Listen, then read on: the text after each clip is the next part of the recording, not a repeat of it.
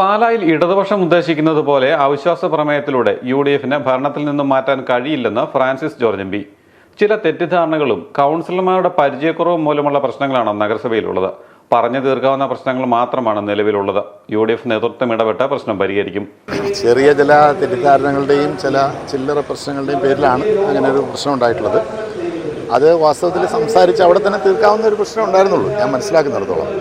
അതിനേക്കാൾ വലിയൊരു ഗൗരവമുള്ള വിഷയമുണ്ടെന്ന് എനിക്ക് തോന്നുന്നില്ല. അപ്പോൾ അതുകൊണ്ട് ഞങ്ങളത് സംസാരിച്ച് UDF തലത്തിൽ സംസാരിച്ച് ഉടൻ തന്നെ ഒരു പരിഹാരം ഉണ്ടാവും. അത് ഇപ്പോൾ പ്രതിപക്ഷം പ്രതീക്ഷിക്കുന്നത് പോലെ അവിശ്വാസത്തിലൂടെ ഭരണം ഇല്ലാതാക്കാം, അല്ലെങ്കിൽ പാലാ നഗരസഭയുടെ ഭരണത്തിൽ നിന്ന് UDFനെ പുറത്താക്കാമെന്ന് വിചാരിക്കുന്നത് ഒന്നും നടക്കാൻ പോകുന്നില്ല. വാസ്തവത്തിൽ ഇത് അവിടെ തന്നെ സംസാരിക്കാം. ഇത് വാസ്തവത്തിൽ നിങ്ങൾ മനസ്സിലാക്കേണ്ട ഒരു കാര്യം എന്താണെന്ന് വെച്ചാൽ, സംസ്ഥാന നേതൃത്വം UDFൻ്റെ സംസ്ഥാന നേതൃത്വം നിർദ്ദേശിച്ചതനുസരിച്ച് ജില്ലാതലത്തിൽ ചർച്ച ചെയ്ത് ഇങ്ങനൊരു ഭരണം UDFൻ്റെതായ നേതൃത്വത്തിൽ പാലാ നഗരസഭയിൽ ഉണ്ടാകണം. കാരണം കഴിഞ്ഞ മുനിസിപ്പൽ തെരഞ്ഞെടുപ്പിലെ ജനങ്ങളുടെ മാൻഡേറ്റ് അതാണ്. നിലവിലുണ്ടായിരുന്ന LDFൻ്റെ സംവിധാനം മാറി UDFൻ്റെ ഭരണം എന്നുള്ളതാണ് ജനങ്ങൾ നൽകിയ മാൻഡേറ്റ്. ആ മാൻഡേറ്റിനനുസരിച്ച് ഒരു ഭരണസമിതി ഉണ്ടാക്കുക എന്നുള്ളതായിരുന്നു UDFൻ്റെ ഉത്തരവാദിത്വം. അത് ഞങ്ങൾ നടത്തിയിട്ടുണ്ട്. അതിൻ്റെ ആ ഒരു പൂർത്തീകരണം നല്ല രീതിയിൽ പൂർത്തിയാക്കാനായിട്ട് കഴിഞ്ഞു. ധാരണകളൊക്കെ പറഞ്ഞിട്ടുണ്ട്. അതനുസരിച്ച് കൃത്യമായിട്ട് കാര്യങ്ങൾ നടക്കും. അപ്പോൾ അതിനിടയിൽ ഒരു മുന്നണി പോലൊരു സംവിധാനമാകുമ്പോൾ അല്ലറ ചില്ലറ എന്തെങ്കിലുമൊക്കെ അഭിപ്രായ വ്യത്യാസങ്ങൾ ഉണ്ടാകുക സ്വാഭാവികമാണ്. അതെല്ലായിടത്തും ഉണ്ട്. ഇപ്പോൾ സ്റ്റേറ്റിൻ്റെ ഭരണത്തിലാണെങ്കിലും എവിടെയാണെങ്കിലും ഉണ്ടാകും. അതിപ്പോൾ ഇങ്ങനെ ഒരു തലത്തിലേക്കൊന്നും വളർത്തുകയോ ചെയ്യേണ്ട യാതൊരു ആവശ്യമില്ല.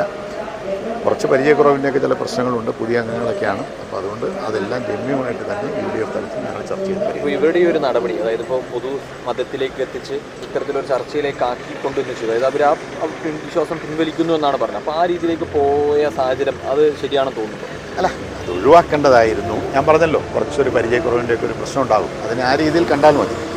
കാരണം ഇപ്പോൾ അങ്ങനെ ഒരു തലത്തിലേക്ക് അത് വളരുന്ന ഒരു സാഹചര്യം ഉണ്ടാക്കാൻ പാടില്ലായിരുന്നു. അത് കൃത്യമായിട്ട് പറഞ്ഞിരുന്നതാണ്. കൃത്യമായിട്ട് പാർലമെൻ്ററി പാർട്ടി കൂടുകയും ഓരോ യോഗത്തിന് മുമ്പ് കൂടി ആലോചിച്ച് കാര്യങ്ങൾ തീരുമാനിച്ച് വേണം ഈ കാര്യങ്ങളൊക്കെ ചെയ്യാൻ, അല്ലെങ്കിൽ തീരുമാനങ്ങൾ എടുക്കാനൊക്കെ കൃത്യമായ നിർദ്ദേശം ഉണ്ടായിരുന്നു. അപ്പോൾ അതിലൊക്കെ ചില വീഴ്ചകൾ വന്നുകൊണ്ടായിരിക്കാം ഇങ്ങനൊരു പ്രശ്നം ഉണ്ടായിരുന്നു. ഈ നിരന്തരമായ വിഷയങ്ങൾ നടക്കുന്നു എന്നും വിഷയങ്ങളാണോ ഇനി പാലായുടെ വികസനം എന്തുണ്ടാവും? എന്താ വിഷയമുള്ളത്? ഇതിനു മുമ്പ് ഒരു ചെറിയ പ്രശ്നം ഉണ്ടായി, അത് പറഞ്ഞ് പരിഹരിച്ച് തീർന്നു. ഇതിപ്പോൾ ഒരു പുതിയ ഡെവലപ്മെൻറ്റാണ്. അവിടുത്തെ പ്രൈവറ്റ് സ്റ്റാൻഡ് വാടകയ്ക്ക് കൊടുക്കുന്നത് സംബന്ധിച്ച്, പൊതു ആവശ്യങ്ങൾ കൊടുക്കുന്നത് സംബന്ധിച്ചുള്ളതാണ്. ആദ്യമായിട്ടുള്ള കാര്യമില്ല, അവിടെ സ്ഥിരം ചെയ്യുന്ന കാര്യമാണ്. ഇതിനു മുമ്പ് നടന്നിട്ടുണ്ട്. അപ്പോൾ അതിൽ എനിക്ക് മനസ്സിലാകുന്നില്ല, എന്താണ് ഒരു പുതുമയൊന്നുമില്ലല്ലോ. പിന്നെ അതിലെന്തെങ്കിലും ഒരു ആശയവിനിമയത്തിന് എന്തെങ്കിലും ഒരു കുറവ് വന്നിട്ടുണ്ടെങ്കിൽ അത് നമുക്കിപ്പോൾ ചർച്ച ചെയ്ത് 15 ദിവസമാണ് ഇനിയുള്ളത്. 15 ദിവസത്തിനുള്ളിൽ എന്തായാലും അവിശ്വാസത്തിൻ്റെ പ്രമേയം നോട്ടീസ് നഗരസഭയിൽ വരും. അതിനു മുമ്പ് ഈ പ്രശ്നങ്ങളൊക്കെ തീർക്കുമ്പോൾ തീർച്ചയായിട്ടും 15 ദിവസത്തിൻ്റെ കാര്യമൊന്നുമില്ല. ഉടൻ തന്നെ ഈ കാര്യങ്ങൾ സംസാരിക്കും. അതിൻ്റെ ധാരണ ഉണ്ടാകുമെന്നാണ് എൻ്റെ പ്രതീക്ഷ. സ്വതന്ത്ര മുന്നണി കൂടെ തന്നെ ഉണ്ടാവും? അല്ല, എല്ലാവരും ഉണ്ടാവും. ഇപ്പോൾ എല്ലാവരും കൂടിയാണല്ലോ ഭരിക്കുന്നത്. ഈ പറയുന്ന 14 അംഗങ്ങൾ വേണമല്ലോ. ആ 14 പേരും ഒറ്റക്കെട്ടായി ഒരുമിച്ച് നിൽക്കാനുള്ള പരിശ്രമമാണ് ഞങ്ങൾ നടത്തുന്നത്. LDF ഭരണം മാറണമെന്ന ജനങ്ങളുടെ മാൻഡേറ്റ് ഉൾക്കൊണ്ട് UDF നേതൃത്വം നടത്തിയ ചർച്ചകളിലൂടെയാണ് പാലായിൽ UDF ഭരണ സംവിധാനം നിലവിൽ വന്നത്.